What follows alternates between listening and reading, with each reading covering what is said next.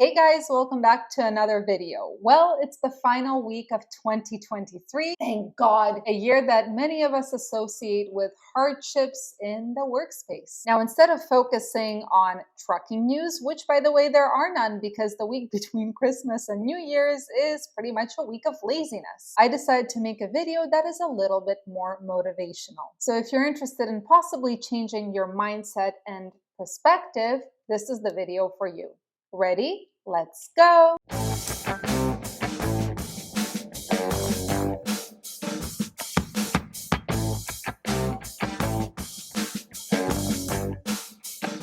By the way, guys, before we start, I got a few comments and a few emails about this from my last video.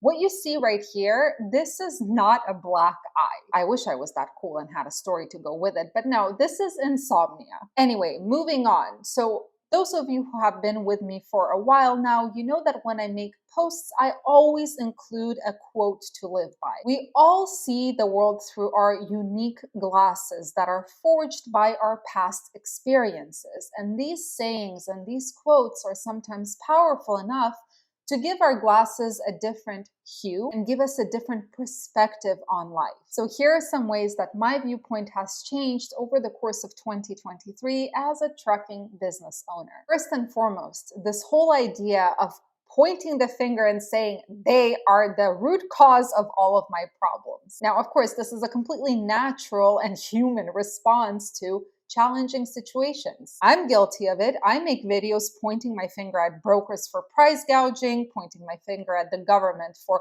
overregulation in some areas, lack of regulation in others.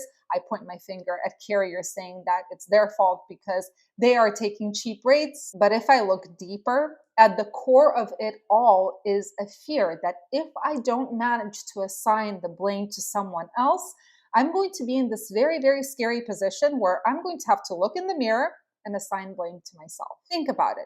Mentally, it is much easier to say, I'm not making as much money because carriers are taking cheap rates and driving the freight market down, than to say, I'm not making as much money because we're in a down cycle and I'm not making the necessary changes to adapt. In the first statement, I subconsciously convinced myself that it's not my fault. I'm doing everything I'm supposed to, but someone somewhere did something that is affecting my business. With the second statement, however, I am forced to kind of look in the mirror and start analyzing. Okay, there are some companies that are riding this wave out while I'm here barely making a profit. Did I do something to cause this? Did I finance a truck for an outrageous interest rate? Did I panic and take some crap loads for below my cost per mile? Did I not negotiate enough? Definitely not a pleasant situation to be in, to say the least. So the first hard pill to swallow is that no one is going to rescue you. You have to rescue yourself. Now, of course, it's easy to say, but the circumstances, but the bad players. No.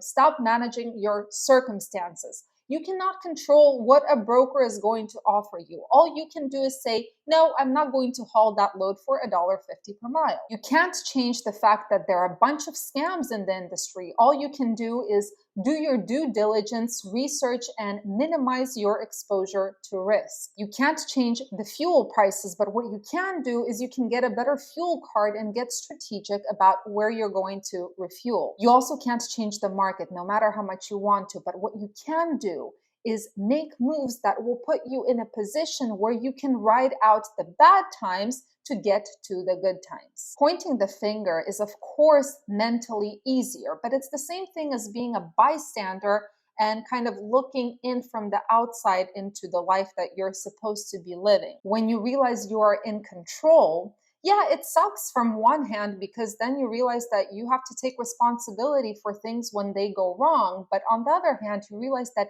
you can actually make changes instead of waiting for the environment or someone or something to change things for you. It really is a position of power. Next, and I'm definitely guilty of this, stop looking at your business as if it were your child. I do this constantly. I say it constantly. Hell, I even said it in my live yesterday. Wrong mindset, beyond wrong mindset. Your business is not your child. Look at it as your working horse. It's supposed to provide for you, not the other way around. Of course, in order to build up a business, you have to feed it. You have to put in financial investments, invest time and energy. But if you're in a position where you are constantly putting money into your business so it can stay afloat, it's time to start making some decisions. Now, you might decide that, you know what, you've had enough and it's time to shut it down.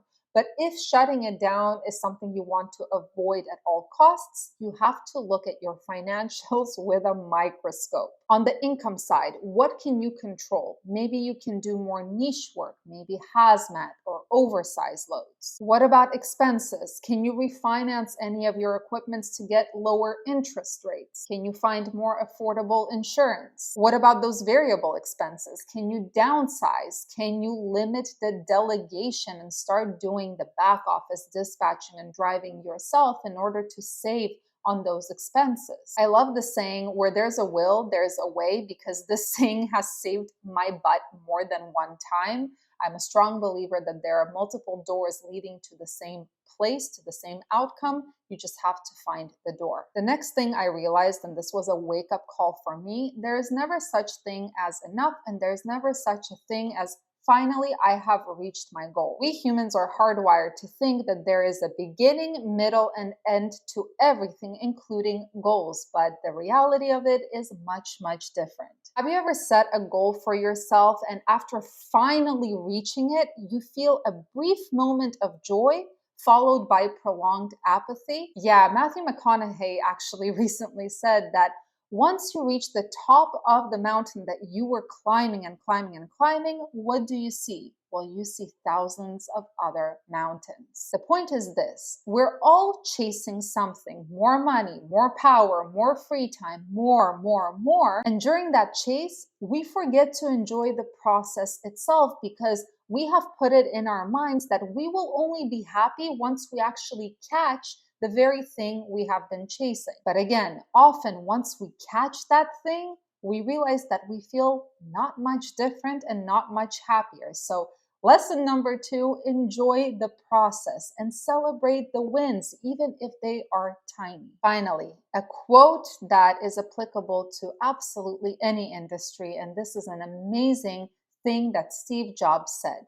I quote, "People say you have a lot of passion for what you're doing, and it's totally true. The reason is because it's so hard that if you don't, any rational person would give up. It's really hard, and you have to do it over a sustained period of time. So if you're not having fun doing it or really don't love it, you're going to give up." That's actually what happens to most people. The entrepreneurs that are successful loved what they did and they could persevere. The ones that didn't love it quit because they are sane. Who would want to put up with the stuff if you don't love it? So this is a perfect time to reflect. Why are you doing what you're doing? Is it just a means to an end, just a way to provide for yourself and your family? Because if that's all it is, there are a multitude of other ways you can earn money and stay sane. But if you're in it for something more, whatever that means to you, it is mandatory to be a little bit insane, to take the unbearable situations and push